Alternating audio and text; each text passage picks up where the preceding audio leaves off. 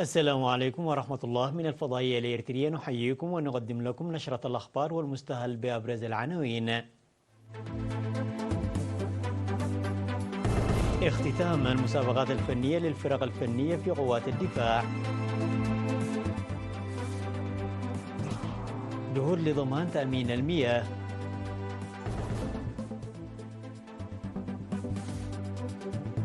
دعوة للعمل المنسق للتعرف على الموارد السياحية وحمايتها.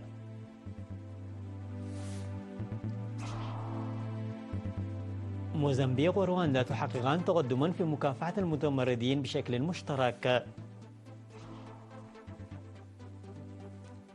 البحرية الإيرانية تتسلم صواريخ جديدة وسط توتر إقليمي. في خضم الأزمة مع فنزويلا، بريطانيا ترسل سفينة حربية إلى غويانا. من العناوين إلى التفاصيل. اختتمت في دنغولولا على يوم 24 من ديسمبر المسابقات الفنية للفرق الفنية التابعة لقوات الدفاع المنظمة تحت شعار قوات الفخر في بطولات الصفوف المتماسكة. شاركت في المسابقة التي استمرت لأكثر من شهر اعتبارا من 20 من نوفمبر لعام 2023 فرق في مجالات الموسيقى والدراما والرقص والكوميديا وإدارة المسرح والرسم. وأوضح الرائد في الساحة التخلية من اللجنة التنظيمية للمسابقة في ختام الحفل الذي حضره رئيس الأركان العامة لقوات الدفاع الجنرال فيليبوس والدي يوهانس، وقائد مركز تدريب قوات الدفاع الإريترية اللواء رمضان عثمان أوليائي، ورئيس أركان قوات البحرية العقيد ملاك تغلى مريم، ومسؤولون آخرون وقادة الجيش. أوضح أن الهدف من المسابقة هو تعزيز الإمكانيات الفنية للبلاد من خلال استكشاف إمكانيات الفنانين الشباب. ودعا رئيس أركان قوات الدفاع الإريترية جنرال فيليبوس والدي يوهانس الفنانين على تطوير قدراتهم والحفاظ على الثقافة وتقاليد وقيم مجتمعنا وثورتنا وتوريثها للشباب، وأن يكونوا مثالا ومؤثرين. وفي الختام تم توزيع الجوائز على الفائزين وتقديم الشهادات التقديرية للشركاء الذين ساهموا في إنجاح البرنامج. انطلقت المسابقة الفنية السنوية للفرق الفنية التابعة لقيادة القوات الدفاع في العام 2020، وأقيمت للمرة الثانية بعد توقفها بسبب جائحة فيروس كورونا. أعلنت وزارة الأراضي والمياه والبيئة بأن جهود تبذل لضمان تأمين المياه. وأوضح مسؤول قسم تنمية المياه في الوزارة السيد مسقنا قبر السلاسي الوكالة إيران أن القسم ينشط في متابعة مشاريع مياه الريف والمدن والبلاد بالتعاون مع إدارات الأقاليم والمديريات، وخاصة تنظيم الدورة التدريبية في إعداد الخطط والدراسات في نظم المياه. وأوضح تنفيذ مشاريع مياه يعمل غالبيتها بالطاقة الشمسية هذه السنة في مديريات لوغو عنسبة وغنية وموغولو ودكمحر ودوباربا وكرن بأقاليم القشبركة وعنسبة والجنوبي، وإجراء أعمال الصيانة في الكثير من قرى إقليمية عنسبة وشمال البحر الأحمر. وأشار إلى مد أنابيب المياه في قرى بأقاليم الجنوبي وعنسبة والأوسط والقشبركة والذي سيستمر السنة المقبلة. وذكر تنظيم الدورة التدريبية للشباب في 63 مديرية لإدارة مشاريع المياه بهدف توفير آمن ومستدام للمياه.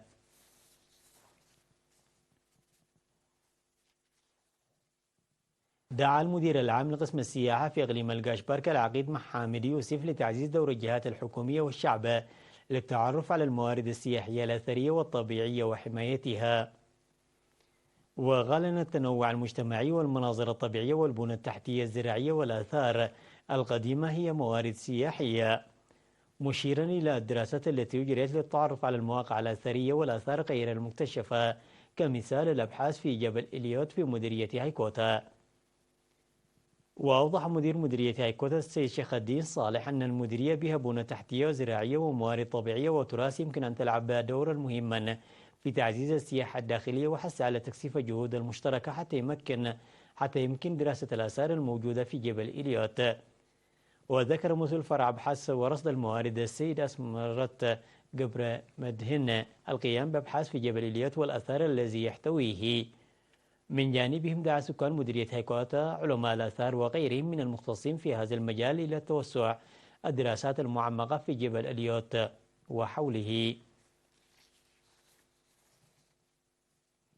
عقد اجتماع في بارنتو يوم 23 من ديسمبر لتشكيل فرق عمل إقليمي بهدف مراقبة خلط اليود في الملح والحد من آثار نقص اليود على الإنسان والحيوان في إقليم القاش بركة.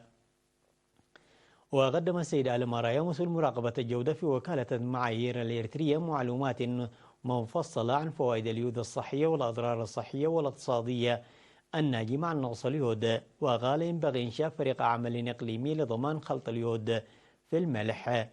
وذكر أن التخلف العقلي هو أخطر نتيجة لنقص اليود، مضيفا أنه يتعين على جميع الجهات الحكومية بشكل عام وفريق العمل الإقليمي بشكل خاص العمل بجدية على استخدام اليود.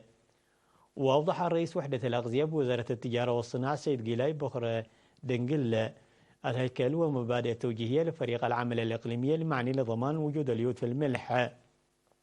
وقال أن التنسيق بين جميع الجهات الحكومية والتزام أعضاء فريق العمل ضروري لإنجاز المهمة تحت رعاية وزارة الصحة والتجارة والصناعة. وفي ختام اللقاء قدم المشاركون اقتراحات وتوصيات مفيدة. وذكر فرانكو كوبابا مدير عام قسم الخدمات الاجتماعية في الإقليم أهمية اللقاء، وقال إن الإدارة ستعمل بشكل جدي لتحقيق البرنامج والحد من الأضرار الناجمة عن نقص اليود.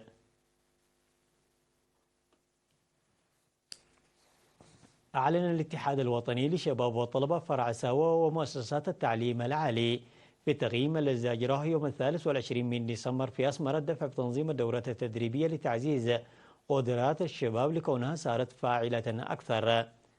وأوضحت مسؤولة الفرع السيدة منصورة إسماعيل أن التعرف على المميزات والقصور يخلق الدافع في العمل، منادية لبذل الجهود لإكمال ومواصلة المهام بالتنسيق مع الشركاء. وذكرت أن المهرجان 11 بين الكليات هو جزء من خطط عمل عام 2024، وذكرت بوجوب القيام بالاستعدادات المسبقة. وأوصت تقييم التقرير المقدم باتخاذ الدورات التدريبية المنظمة في الاعتبار احتياجات الشباب في المديريات والكليات. وقدمت فروع مدرسة ورساي كالو وكليات ماي نفعي وعد غيح وحمل مالو وكلية أروتا للعلوم الصحية تقارير عن أنشطتها. وأبدى المشاركون استعدادهم للعمل على تعزيز دور الشباب ومساهمتهم.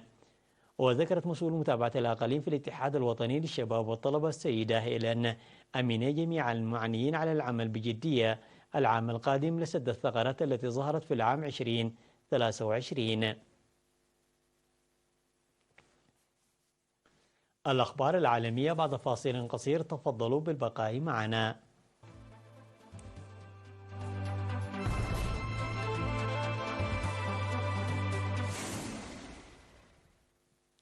أحرزت قوات الأمن الموزمبيقية والرواندية تقدما كبيرا أثناء قيامها بعمل مشترك لمحاربة المتمردين المرتبطين بتنظيم داعش في المنطقة الشمالية من موزمبيق.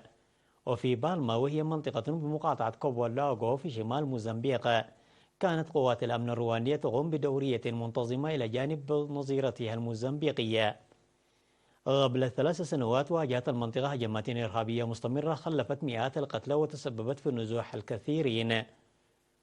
وبعد النجاح في قمع الإرهابيين وتعزيز الأمن، تتواصل الأعمال دون انقطاع في هذه الأيام. وبعد العمل المشترك بين البلدين تم تحرير أكثر من 90% من الأراضي التي استولى عليها الإرهابيون. ذكرت وسائل إعلام رسمية أن البحرية الإيرانية تسلمت صواريخ كروز يصل مداها إلى 1000 كيلومتر إضافة إلى طائرات هليكوبتر للاستطلاع. جاء ذلك في وقت اتهمت فيه الولايات المتحدة إيران بشن هجوم بطائرة مسيرة على ناقلة كيماويات في المحيط الهندي بحسب رويترز. ونقلت وسائل الإعلام الرسمية عن قائد البحرية الإيرانية شهرام إيراني قوله مدى صاروخ كروز يبلغ أكثر من 1000 كيلومتر، وهو صاروخ ذكي يمكنه تغيير الأهداف في أثناء المهمة. وقال إيراني إن طائرات الاستطلاع والطائرات المسيرة وصواريخ كروز البحرية من بين الأسلحة الجديدة التي أضيفت إلى ترسانة البحرية، مضيفا أن كل هذه المعدات صممتها وأنتجتها الصناعات العسكرية الإيرانية.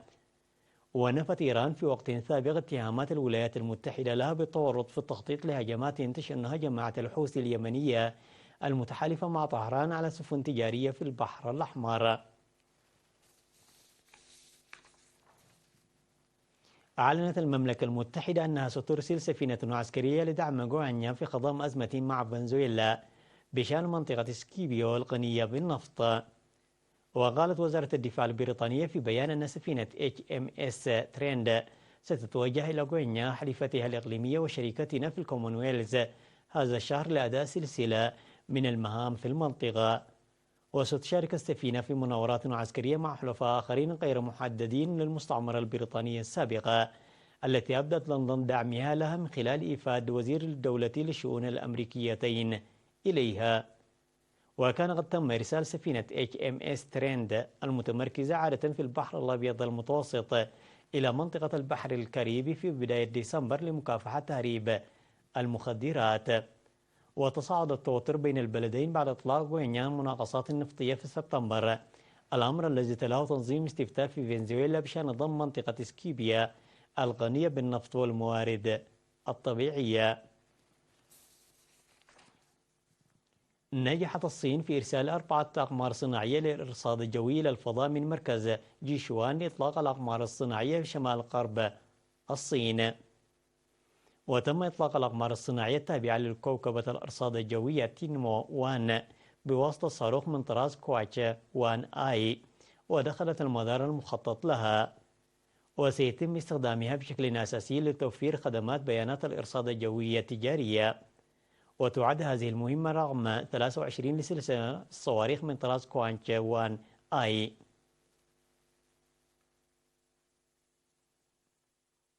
تذكير بالعناوين مرة أخرى.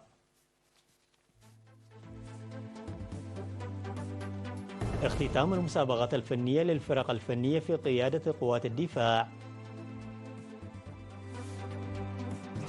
جهود لضمان تأمين المياه. دعوة للعمل المنسق للتعرف على الموارد السياحية وحمايتها.